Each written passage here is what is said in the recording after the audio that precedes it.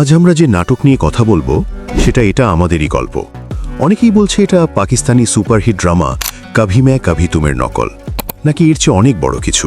তবে আসল সত্য হচ্ছে এটা শুধু পাকিস্তানি ড্রামারই নকলই নয়, এটা আরও অনেক বড় কিছুর নকল। ওয়েট, একটু পরেই বলছি। তো চলুন কথা না বাড়িয়ে ভিডিও শুরু করা যাক। নকল থেকে যদি ভালো কিছু হয় তবে নকলই ভালো। আজকের ডিজিটাল যুগে একটি নাটক কিভাবে লক্ষ লক্ষ মানুষের হৃদয় জয় করতে পারে, এটা আমাদেরই গল্প। একটি বাংলাদেশি ড্রামা সিরিজ যা মাত্র কয়েক মাসে বাংলা নাটকের ইতিহাসে নতুন রেকর্ড করেছে। এটা আমাদেরই গল্প নাটকটি কপি হোক বা না হোক সকলের মন জয় করেছে। এই নাটকের কয়েকটি এপিসোড দেখে অনেকেই পাকিস্তানি ড্রামার নকল বললেও পরিচালক মুস্তাফা কামাল রাজ বলেছেন এটা পাকিস্তানি ড্রামা থেকে অনুপ্রাণিত। নকল ধরা পড়লে সকলে একটু আধটু এরকম বলে আর কি। যদি আপনি ধরেও নেন এটা পাকিস্তানি ড্রামার নকল, শুরুতেই বলছি এটা শুধু পাকিস্তানি ড্রামার নকল না, এটা আরও বড় কিছুর নকল। আর সেটা হচ্ছে আপনার আমার জীবনের গল্প।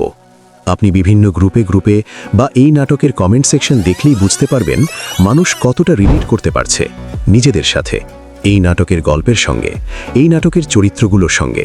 যেন এই নাটকটা মানুষের পারিবারিক বন্ধন তুলে ধরেছে।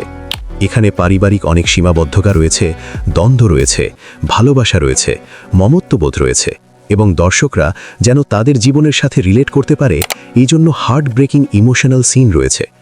আপনি কি একটু মনে করে দেখতে পারবেন ব্যাচেলার পয়েন্ট ছাড়া আর কোন সিরিয়াল বেসড নাটক এতটা সাড়া ফেলেছে? আপনাদের অনেকেরই হয়তো মাথায় আসবে না, তবে মুস্তাফা কামাল রাজের এটা আমাদেরই গল্প নাটক প্রকাশ হওয়ার পর 1-2 পর্ব যাওয়ার পরপরই এটা তুমুল সাড়া ফেলেছে। এর 18 নম্বর এপিসোড 59 মিনিটের মধ্যে 1 মিলিয়ন ভিউ অতিক্রম করেছে, যা বাংলা নাটকের ইতিহাসে একটা বিরল রেকর্ড। সম্প্রতি দর্শক মহলে নানা অভিযোগ থাকলেও এটা আমাদেরই গল্প নাটক প্রকাশের পর দর্শকরা আবারও হুমায়ুন আহমেদের নাটকের চিরচেনা সুর খুঁজে পেয়েছে।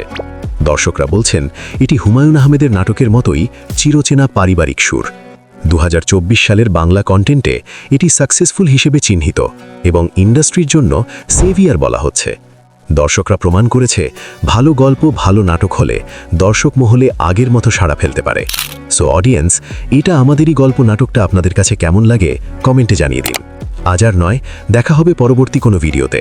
ততক্ষণে সবাই ভালো থাকুন, সুস্থ থাকুন। আল্লাহ হাফেজ।